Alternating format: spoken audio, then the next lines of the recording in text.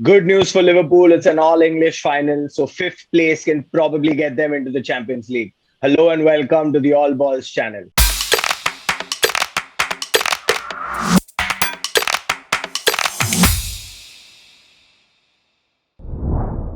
I have with me today, once again, our statman, Kyle Pereira.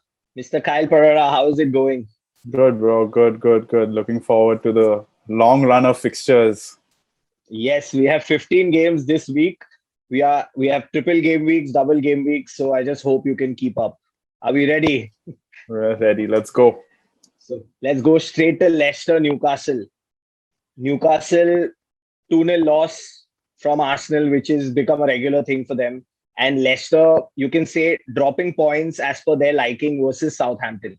While Mhm. Iheanacho is firing on all cylinders, Vardy is getting chances but is not converting them. On the other side, Newcastle, while I mentioned they have a loss, but they're high on confidence from their previous few fixtures. So where do you see this one going? Honestly, it can go either way, but Leicester are the one that can outfield over here, outtake rather, because Leicester have won 8 of their last 10 Premier League matches against Newcastle. And another one is James Maddison has scored more Premier League goals than against Newcastle than any other Premier League team that he's faced. These guys seem to like it. Aubameyang, Madison, they seem to like Newcastle. Also, I don't think motivation should be a problem for either because one is fighting to, just establish themselves at third, not slip up like last season. And Newcastle in a very hard, rather, battle to avoid relegation. It Avoid seems unlikely, relegation. but they can give it a shot. Mhm. So I think motivation is not low in any other sides, but for me, Leicester just has more quality than Newcastle to come over with this way. Yeah, but true. But Joe Willock has scored the late drama goals in the 85th, 82nd, and 90th minute, all equalizers. Well, hopefully this one will not go through because I will really feel bad if Leicester drop out of the top four this season. Also, because their next game in the game week is against Man United, Yeah. who are in form. They've had a great first leg win versus Roma. Their squad looks fit as of now, but the problem with United is it's a very hot and cold season. They don't put in these 5 goal, 6 goal performances consistently. Mm. But they have put in these So five, where six where is goal. that game? But to be honest, they have put in these 5, 6 goal performances more times than they have with Ole than they have without him in the side. Because they've never done this under Moyes, they've never done this under Jose Mourinho. But they could possibly do this because we have done it against Leicester before, and United can possibly come out with it because I don't know, it can go either way because of the run of fixtures. Because what's really bad is that Ole doesn't know how to rotate his squad evenly. He'll play Maguire, like if he can play Maguire, he'll play him all 101 games if he has to, So that I would like to see more rotation in the squad. And it's tough for United considering they have 4 games in almost a week, Weak, you yeah, know, that's true. since the Liverpool fixture has been rescheduled. One of those 4 games is, Leicester, whom they are playing at home, and then they are also at home to Liverpool, which Liverpool's is going to be a not an tough easy game. fixture, even though, Liverpool's not in form. Yes, all of that said, but then again, it's one of the fiercest rivalries in English football. So it's going to be a hard fought game and it's going to be tough. I mean, not only that, it's not that they're not an easy team to face. That's not the only thing. What worries me the most about this United team going to Liverpool, or rather them coming to Old Trafford to play us playing against them, is that they are not playing any other competition. Our like the United's main focus right now is Europa, so they're going to put like a full strength 11 into Europa, and then whatever comes out will be rotated for the Leicester game, and then whatever rotation comes out of that will be the Liverpool game. So we don't know if like an Axel Tunzabe is going to play centre back, or an Eric Bailly is going to play centre back, or maybe for that matter even a Shaw could play left back and Teles could play left half. Anything can happen, and then you don't know if Salah is going to be on his day, Mane is going to be the player he is on his day. So And to add to this rotation, we also go away to Villa. in the middle of all this chaos. Yeah, Who are chaos. giant killers. They've troubled us in the past. It needed some late drama and some digging in by the United side to get a win against Villa in the reverse fixture. This Hmm. one, Villa is coming off a win versus Everton. They're high on confidence without Grealish. Mentioning without Grealish is important because he's It's been most important. Yeah. of their attacking prowess this season. Hmm. So United away at Villa, Villa being in the form they are, just coming off a win against Everton. To add to that, the crunch fixture. So it's while City has got the title, that ship has sailed, but these three fixtures will determine whether United will establish second or will they have to fight for it until the last day. Yeah. True. Villa's going to be a very tough game in all honesty because, like you're saying, without Grealish also, we saw in the Everton game they really stepped up. Ollie Watkins was all over Holgate. Like he didn't let him breathe for 1 minute.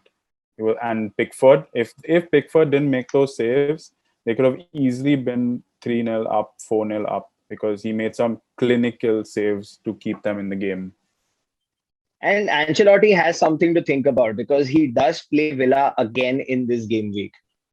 This time, Everton is away from home. So it's good in a way where it's the same opponent, so he can take learnings from the previous game against this opponent and put it into this game. But I think Villa will have the edge considering they've just beaten them a few days ago. But like we say in football, the previous result, momentum, etc., also matters a lot. It So where is does. that game going? What's your prediction for that game? I really want to know. The reverse fixture for Villa Everton. Honestly, I would like to think it's going to be a draw because both have something to prove a point, to be very honest. Because, like you said in the last episode about Ancelotti saying that his side is a team that think they want to be in Europe, but they're not playing like they want to be in Europe. They have the squad that can play in a Europa or a conference or a Super Cup, but they don't have the mentality to go through because like a Richarlison, he can be the greatest Brazilian player there is to play in Everton, or he can play like he's been playing at Watford. You know what I'm saying? So I'd say a draw would be more likely on the reverse fixture. And speaking of having a mentality of playing, wanting to play in Europe and actually not playing that way, they come Everton. When I say they, I mean Everton come up against the West Ham side, who nobody thought will have a squad to play in Europe. But Hmm. my God, Moyes has worked wonders. I would, as a United fan, like to take a little credit there by giving them Jesse Lingard and him working wonders, being reborn as a player, showing us what he can do. Of course, at with no disrespect, but at a smaller club.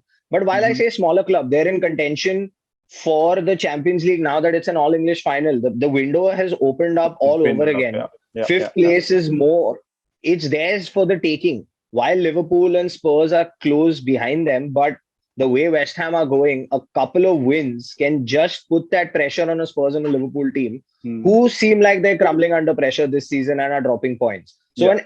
an Everton for that matter, who are also fighting for Europe. So that game, tell me a little about that game.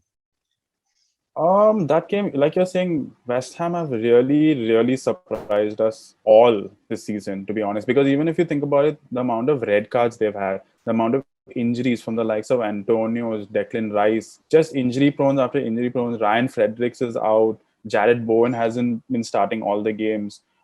Dawson has been out. Ogbana has been out. Masu Aku. The list just goes on of players.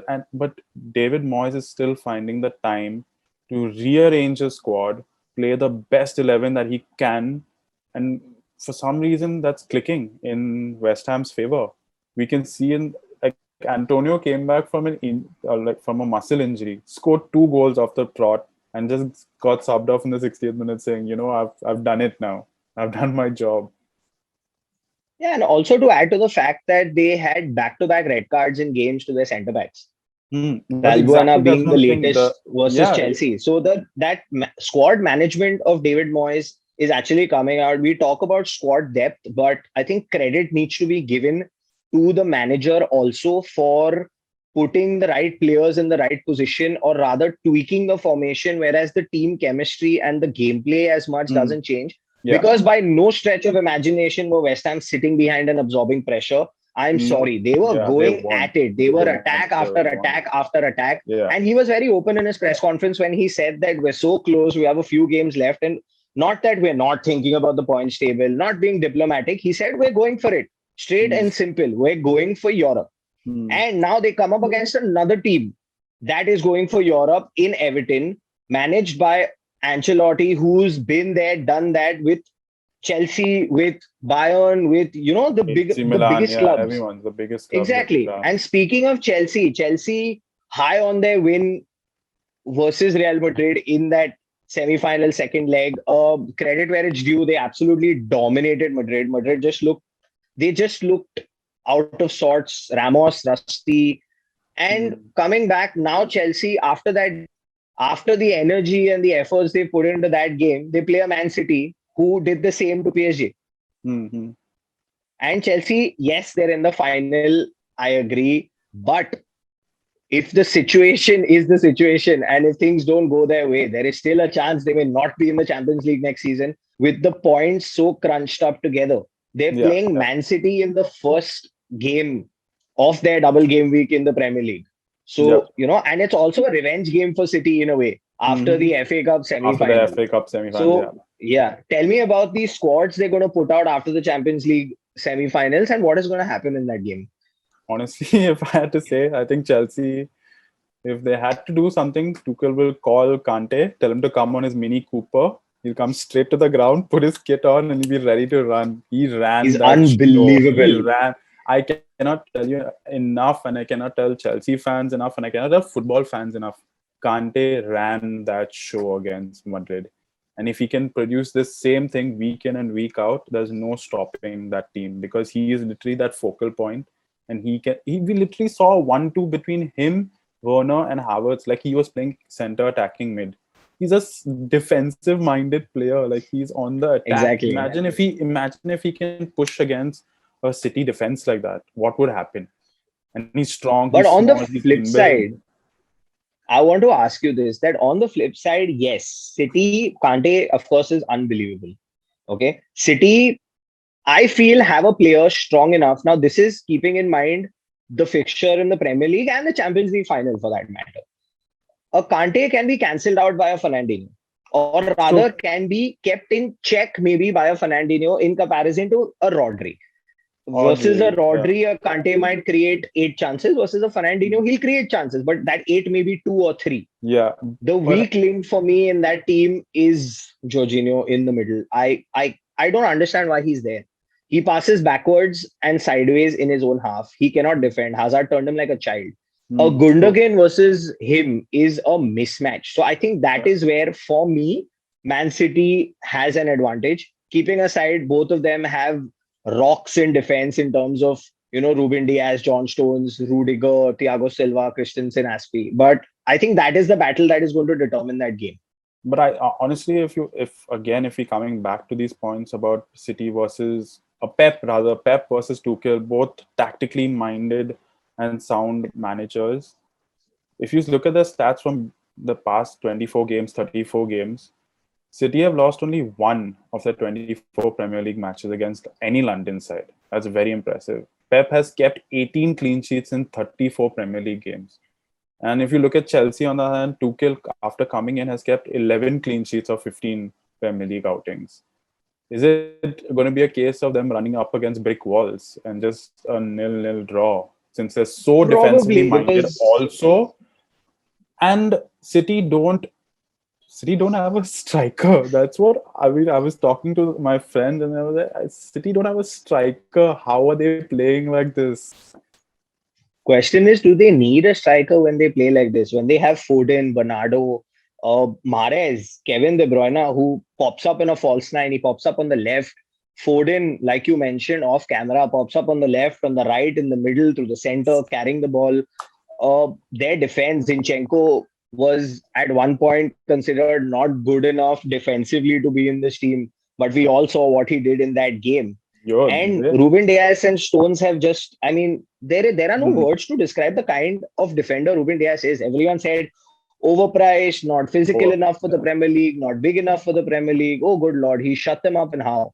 yeah. I But mean, I they're just literally feel, showing. yeah, and if Sorry City to get cut you off. one They are goal, showing. yeah, no, absolutely. If City get one goal, my problem with Chelsea, which has always been a problem, is that except for Palace, they have not scored more than two in a game. True, very If true. City get the first goal, if City get the first goal with the defense they have, with the ability they have to keep the ball, I just feel it's going to be very difficult for Chelsea, which Hmm, makes that Champions League final even more important. hmm. And coming to that, which makes Chelsea's next game all the more important against another London side, which is not in the best of form, mid-table mediocrity, like my bald co-host mentioned. But Chelsea take on Arsenal in their second fixture of the game week. It's not going to be easy for Arsenal, but again, it's a derby. In a derby, you never know what comes up. Arsenal turns up usually, like they did Hmm. against Spurs in the second leg. But it's good. I while Chelsea do have the depth, yes, Tuchel has the tactical abilities, and they are playing brilliantly as a unit. I will not deny that. I mean, if you make a side like Real Madrid look so plain and so placid for that matter in terms of their attack, I think Chelsea's done a great job. But then they come up Yeah. against a City and an Arsenal in 1 week. So while we spoke about City, tell me the Arsenal bit. What is going to happen in there? See, I think I don't know honestly what's going to happen if you ask me on just a general front because Arteta supposedly was supposed to impress all of us, right? Pep Guardiola was speaking so highly about his, this guy he's been learning under me, he's been training under me, he knows all my tactics, he knows all my knowledge that I've passed on. But I just don't see it in the games. Aubameyang out of it. What has Aubameyang done this season? Why are you relying on a Bakayoko Saka and an Emil Smith Rowe who have literally come out of the academy maybe 2 months? I'm just saying 2 months and sarcastic, but 2 months ago. Like you don't know whether you want to play Hector Bellerin or Callum Chambers. Tierney, your left back is your best player.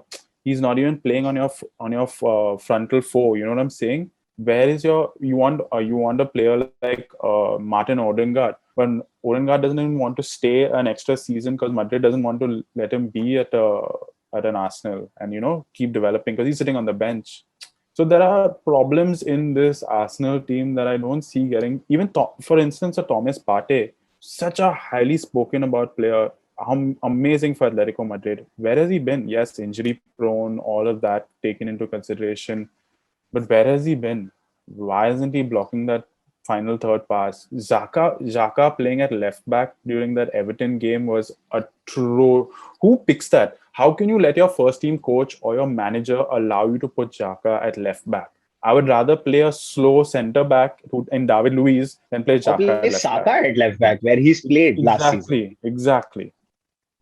This is where the things And sort of worry me for Arsenal. Not to diss them or make them feel shit about how they're doing, but you've got a manager who supposedly is very good at what he does, but it's not turning out like that.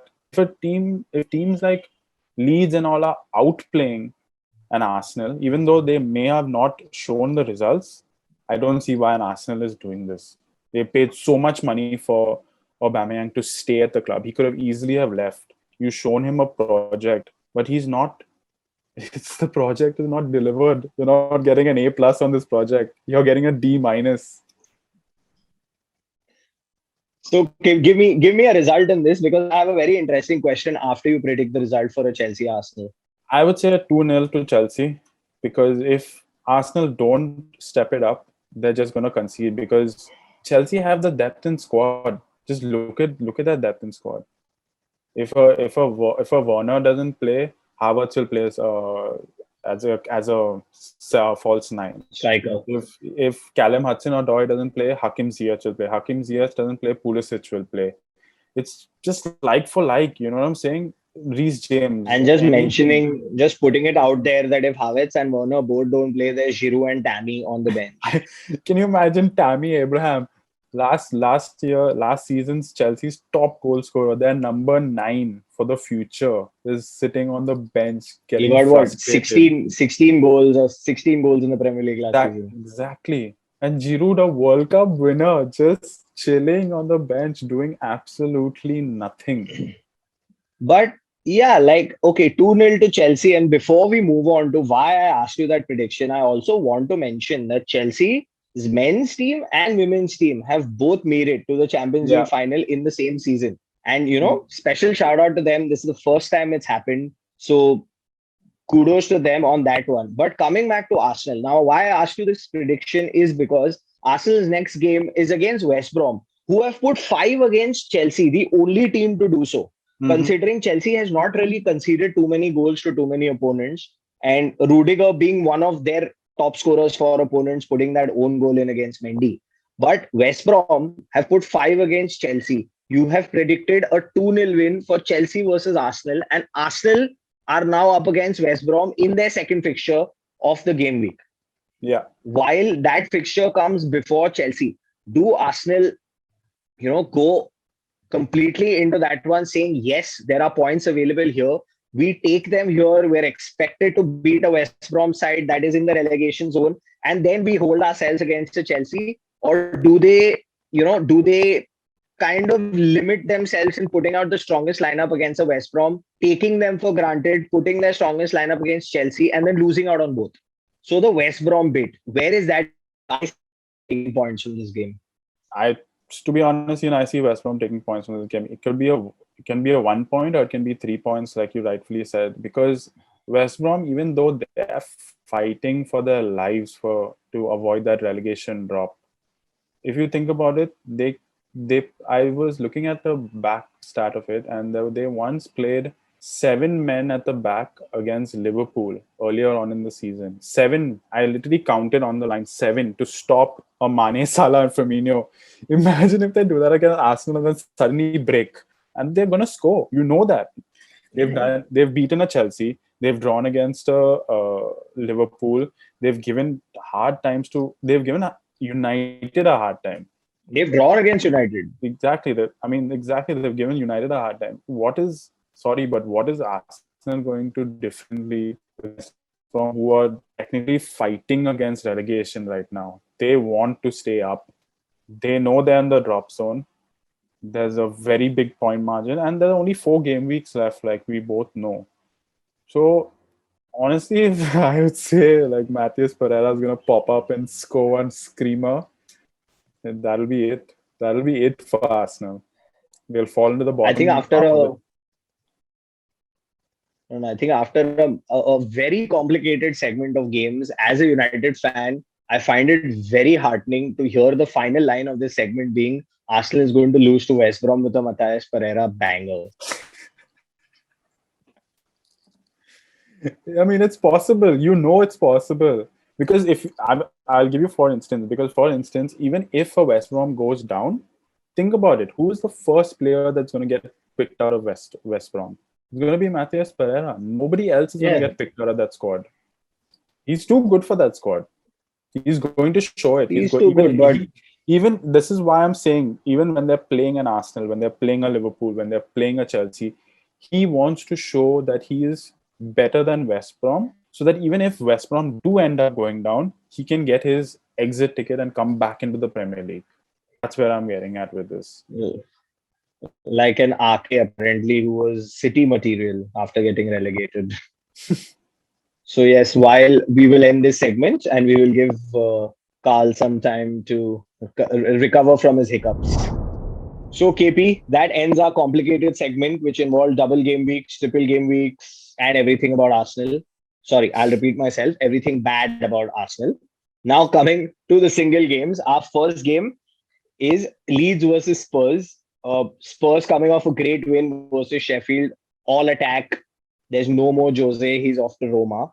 And Leeds surprisingly involved in a 0-0 draw. Mm-hmm. So it's going to be a dicey game for Leeds. But for me, in the form Spurs are in, the form Bale is in, the form Son is in, without a Kane scoring, they've scored 4. So I just see Spurs coming out winners in this one by probably two or three. What do you think? I think that honestly, if you ask me, I think Bielsa's going to pull out a rabbit out of this hat because Leeds can become the first side to be unbeaten at home against Arsenal, Chelsea, Liverpool, City, Manchester United, and Spurs in the Premier League season. In this Premier League season, that is a big one to cover. That is a big one. That's your But top enough, no, six. now. That's your top six right there. They have beaten us Spurs. You can't really say that because they have a very high goal scoring ratio, 24% for Premier League goals this season. That's a league high. And you can't really say, man. You can't really say in this.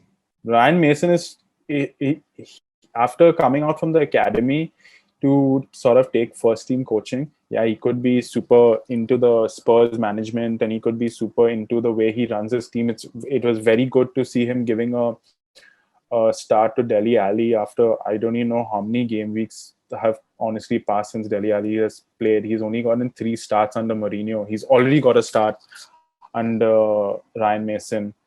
And can't say because Ryan Mason, from what I'm seeing over here, is just the fourth Spurs manager or head coach to win his first 2 Premier League matches. And the other two were Pochettino and Mourinho. So how can you even Oh, the say anything? irony. How can you even say anything bad though? But you have to give No, you can't, but Bielsa. You have to give yeah. Bielsa his credit because he has pulled out literally rabbits, all the rabbits out of the hats. Arsenal. I'll say the names again: Arsenal, Chelsea, Liverpool, Manchester City, Manchester United, and Spurs in this current season. It's So impressive. from an Impressive. it's an exciting game, but you'll probably have a frown when I tell you about our next game, which is Crystal Palace versus Sheffield. Uh, one team without Zaha is like one of those local kids ka team playing down in the ground when there was no Yeah. lockdown. And the Mm. other team, well, relegated, not even playing party poopers, which I'm very upset about. Because like if Sheffield's relegated, I want them to just just just to keep Just heart nick for it. them, just to win their Just last few win, yeah. games. And also, yeah, also because United is one of the teams they bloody beat in their minute amount of victories that they have. Victories. There are four So victories. not talking exactly, and United's one of them. So not talking too much, about tactics, etc. in this game because Crystal Palace have secured safety. Sheffield are out, Mm. but Zaha versus I don't even know what a McGoldrick or a McBurney Max like Can't say. Jagielka is in their Can't. centre back position, so it's crazy. So I'll get straight to a prediction.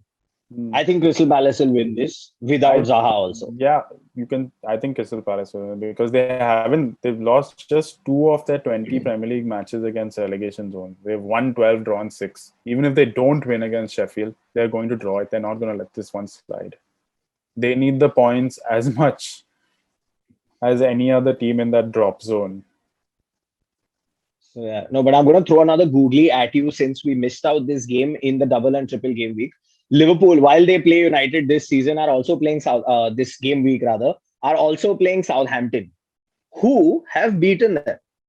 And we've witnessed this because of that loud cry by the Southampton manager.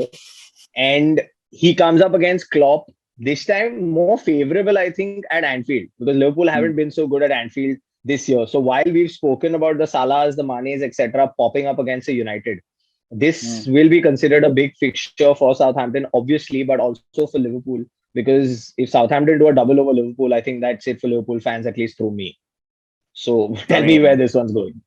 if they think about it like this, if Southampton does a double over Liverpool, imagine the Liverpool board are gonna ransack that Southampton team and say, you come, James Ward-Prowse, Danny Everyone, Ings, we come want back. everyone. We want everyone back in our We squad." want everyone. But Westergaard, having, Bednarek, everyone will buy. but having said that, like you were saying about players loving to score against certain teams, Mo Salah has scored 7 goals in all Premier League games versus Saints. That is the most by any Liverpool player against Southampton. And Done. Southampton FPL are captain sorted. Southampton are looking to create the first time ever double over Liverpool since 03-04. And again, See, motivation. again, no player has scored more for Southampton than James Ward-Prowse's 14. See, motivation. That's what I said. I think probably give Liverpool a win only because they shouldn't be pissed off when they come to play us later. But somewhere in the bottom of my heart, in my head, and everywhere in my body, I want Southampton to come out with points in this one. Imagine if that happens, where we saw that James Ward-Prowse gets 3 free kicks, 2 goals from the Sort, free kicks. sort.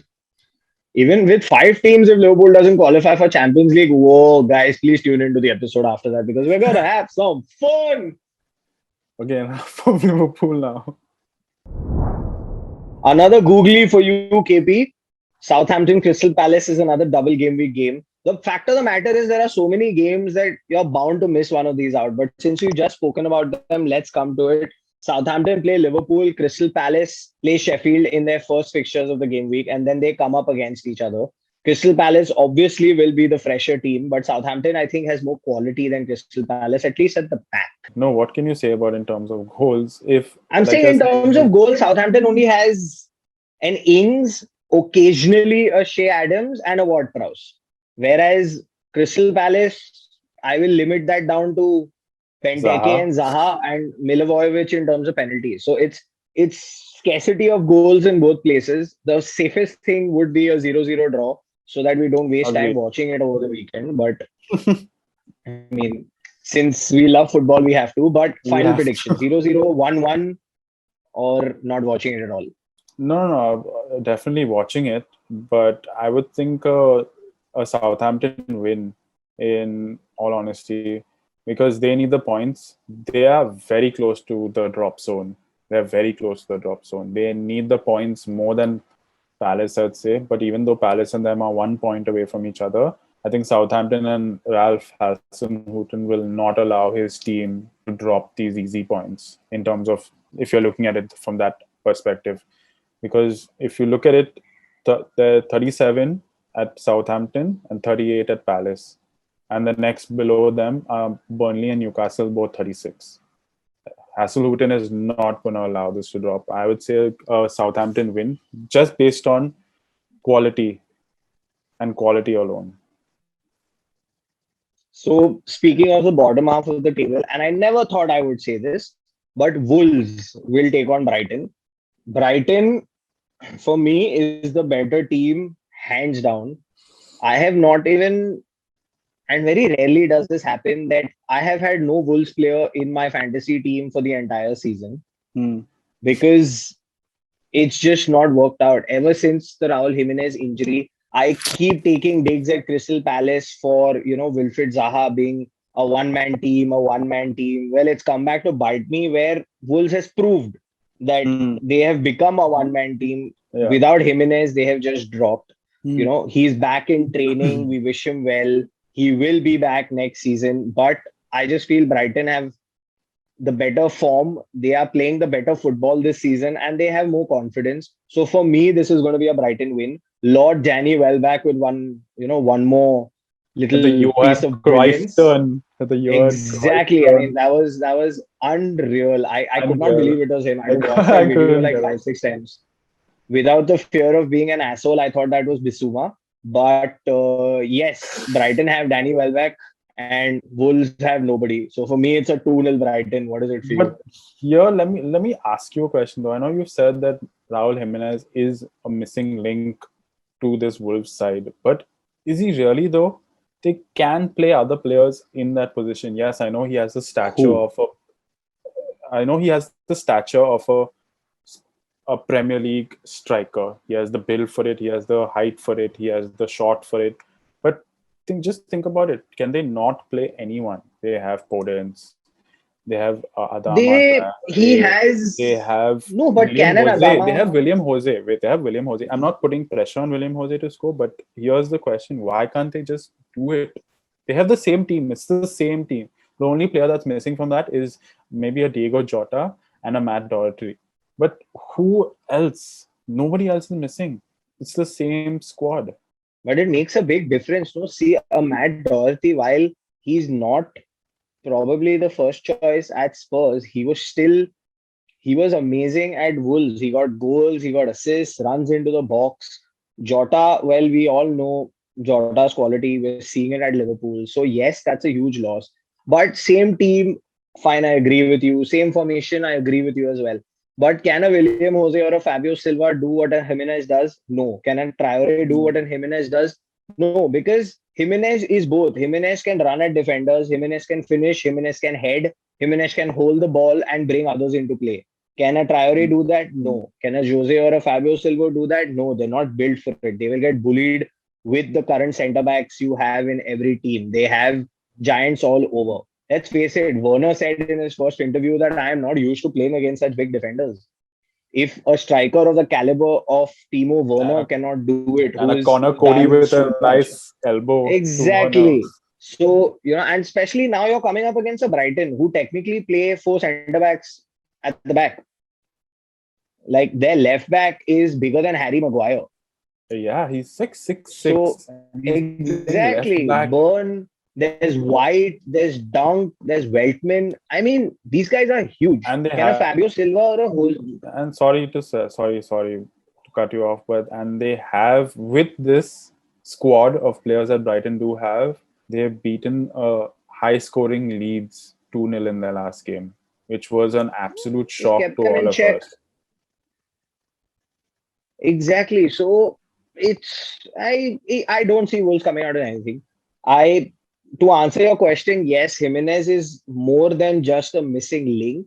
I think they depend a lot on him to hold the ball and bring players like Jota, Traore, Podence, Neto, for that matter, into the game. Also, considering the fact that once these players push, the opposition defense pushes back, which make Neves, Dendoncker, and Moutinho even more dangerous or even more involved in the game. And with the quality that they have, we've seen Neves put in some belters. You've seen Moutinho control a game. You've seen him put in a scorcher against Arsenal. So it gives them more space to play with. When a team knows that your attack is not that strong, they will hold you deep and put probably two men on a Traore because they know he will outpace you. But he has not impressed this season either, nor have At Wolves. So, all. like I At all. mentioned initially, it's I never thought I would say this, but after this season last year, Wolves being in the bottom half is a shocker.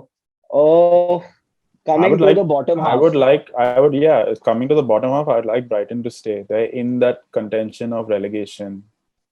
The, But I think they'll go through the football they're playing, the kind of games they're playing, the confidence they're showing. I I think I've mean, not seen a team you after can't say City how. play I the mean, how ball. can you say that? How can you afford to say that? They lost against Why Sheffield. not? They lost against They've Sheffield lost. 1-0. It's fine. They've still Yeah, but beaten a these are the Leeds. teams. These are the teams they need to beat. You know what I'm saying? To stay in Which the is, division. yeah, but you're also talking about a team that has beaten Brighton, but that same team has beaten United, and United is second on the table. Hmm. And that is where the entire downfall started, where the points gap between United and City grew with the Arsenal draw, with the Sheffield loss. That's where we distanced ourselves from first place. So Hmm. one such result is fine. But like I said, we've been watching the Premier League for the longest time. There are very few teams after City that can play Hmm. the ball out from the back like Brighton do with the confidence and the calmness that they do. So I just feel Brighton are more equipped to come out and they will definitely not get relegated this season. Also, probably add reinforcements. Potter is unbelievable as a manager for a team like Brighton. I feel he deserves a bigger club, even a Spurs for that matter. I think he can do wonders with the kind of football he plays. But Wolves with the manager they have, yes, they've had a loss. They're in the bottom half of the table. Hmm. Speaking of the bottom half, you have Burnley and Fulham over there. Now, while we say for Burnley, they're always a team that will never get. You never seem like Burnley is going to get relegated. They're going to hang around in there.